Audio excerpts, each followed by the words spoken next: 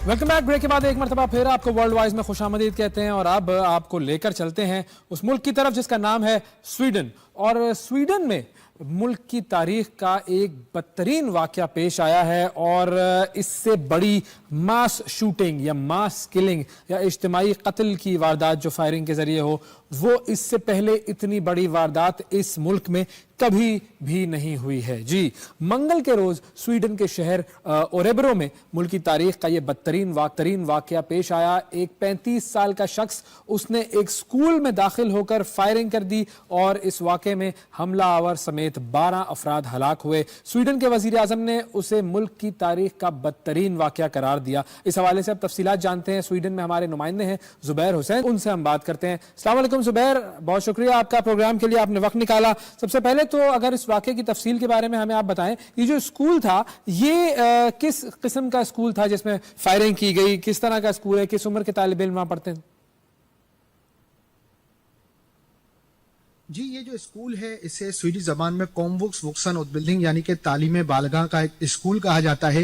ये एक ऐसा स्कूल है जहां पर 18 साल से जायद उम्र के अफराद जो है अपनी तालीम हासिल करते हैं। यहाँ पर स्वीडिश जबान भी सिखाई जाती है, यहाँ पर वोकेशनल ट्रेनिंग के कोर्सेज भी होते हैं और ऐसे बच्चे कि जिन्होंने कॉलेज के ज़माने में अपनी तालीम मुकम्मल नहीं की, वो यूनिवर्सिटी में एडमिशन के लिए यहाँ पर आके अपने कोर्स जो है वो कंप्लीट करते हैं और यूनिवर्सिटी में एडमिशन लेते हैं। और जो हमला आवर है उसके बारे में अब तक क्या तफसीलात सामने आई हैं, वो कौन था? देखें, हमलावर की अगर बात की जाए तो जिस दिन हमला हुआ उसके अगले ही दिन जो है हकाइक सामने आना शुरू हो गए थे।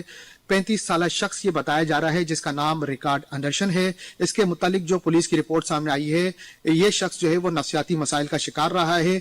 स्कूल के ज़माने से ही सबसे अलग थलग रहता था और आज जिस अपार्टमेंट में इसका एड्रेस रजिस्टर है, जब पुलिस ने वहाँ पर छापा मारा तो ये बात सामने आई कि ये शख्स जो है वो अकेला यहाँ पर रह रहा था।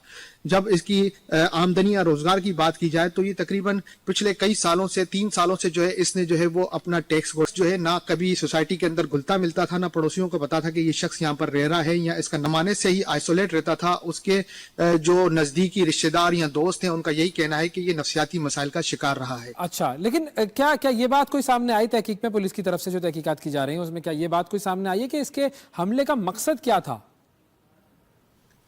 जब बात की जाए कि इसका मकसद क्या था तो पहले ही दिन जब वजीर आजम उल्फ क्रिस्टसन ने प्रेस कॉन्फ्रेंस की तो ये बताया कि हमें कयास आराइयों से दूर रहना चाहिए। अभी तक जो है इसका कोई खास मोटिव सामने नहीं आया कि आया इसने किस मकसद के लिए जो ये हमला किया। अभी तक जो है वो सिर्फ और सिर्फ पुलिस की रिपोर्ट्स ही सामने आ रही हैं, लेकिन कोई हक़ाइक़ सामने नहीं आ रहे। अलबत्ता मुख्तलिफ टीवी चैनल्स पर यह बात सामने ज़रूर आई है कि कुछ तज्ज़िया निगार ने ऐसी ये कहा है कि ये गैर मुल्कियों के खिलाफ दुश्मनी का शाखसाना हो सकता है, मगर जो है वो ना पुलिस इस हवाले से कोई इसका मकसद ढूंढ पाई है, ना ही जो है वो हुकूमत की तरफ से कोई अहकामात या कोई बयान जारी हुए हैं कि जिसमें यह बताया जाए कि इसका मकसद क्या था। अच्छा, और चूंकि ये जो हमला आवर था ये हलाक हो गया है तो इसकी हलाकत कैसे हुई, इस बारे में क्या बता सकेंगे आप? क्या ये भी किसी फायरिंग की जद में आकर हलाक हुआ है, कोई जवाबी फायरिंग हुई है, कैसे हलाक हुआ ये? देखें, जब पुलिस मौके पे पहुंची तो पुलिस ने जो है इसको स्कूल में मुर्दा पाया तो ये बात सामने आई है कि इसने जो है वो खुद को इस हमले के अंदर गोली मार दी थी और ये वहीं पर जो है मौके पर जाँ बहक हो गया। और जो दीगर जख्मी हैं इस वाकये के, उनकी इस वक्त क्या हालत है? देखें, जख्मियों के हवाले से अब कोई मुकम्मल रिपोर्ट सामने नहीं आई, यानी कि हुकूमत जो स्वीडन है उसकी जानिब से कोई ऐसे आदाद व शुमार जारी नहीं किए।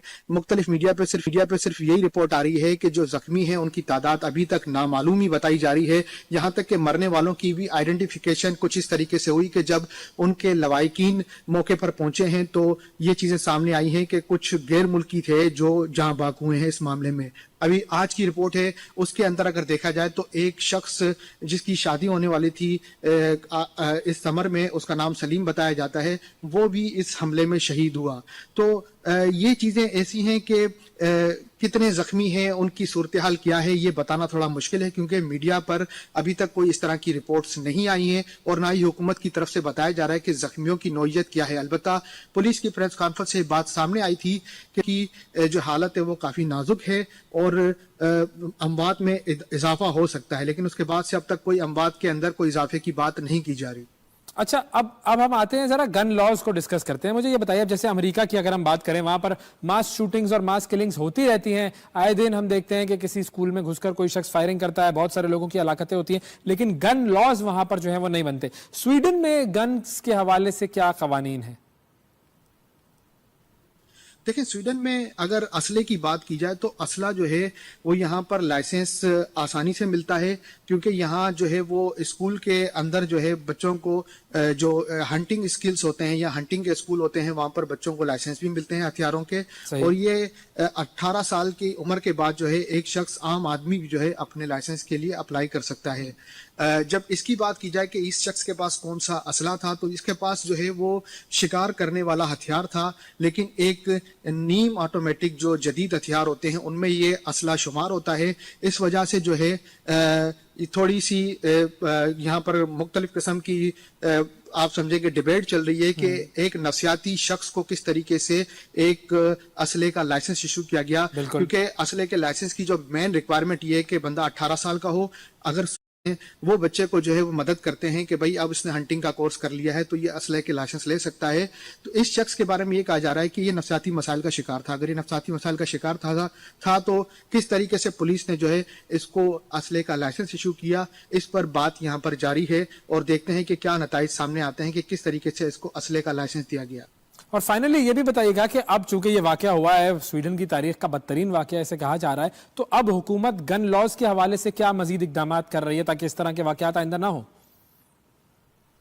دیکھیں اگر بات کی جائے کہ حکومتی اقدامات پوری دنیا میں اگر اس طرح کا کوئی سانحہ ہوتا ہے تو حکومتی اقدامات کی بات ضرور کی جاتی ہے, لیکن بعد میں دیکھا جاتا ہے کہ کہیں عمل نہیں ہوتا. سویڈن کے بھی جو ہے کچھ یوں ہی معاملات ہیں کہ ابھی تک تو کوئی حکمت عملی یا کوئی اس طرح کے احکامات جاری نہیں کیے گئے. پورا ملک جو ہے وہ سوگوار ہے اور آگے چل کے شاید کچھ حکمت عملی یا کچھ اس طرح کے اقدامات کیے جائیں کہ اسکولوں کے اندر کوئی خاص سیکیورٹی پرووائڈ کی جائے جس کے بعد یہ حملے نہ ہوں تو ایک الگ بات ہے. لیکن اب تک جو ہے اس قسم کی کوئی بات سامنے نہیں آئی کہ کوئی اس طرح کے اقدامات کیے جا رہے ہیں یا کیے جانے چاہیے کہ جس سے اس طرح کے واقعات پیش نہ آئے. بہت شکریہ ادا کریں گے. ہمارے نمائندے سویڈن سے ہمیں جوائن کر رہے تھے زبیر حسین, اور سویڈن میں ہونے والے اس دلخراش واقعے کی تفصیلات سے ہمیں آگاہ کر رہے تھے. ایک چھوٹا سا وقفہ ہمیں لینا ہے, وقفے کے بعد دوبارہ ملیں گے آپ سے. یہ ہے ورلڈ وائز, ہمارے ساتھ رہیے گا.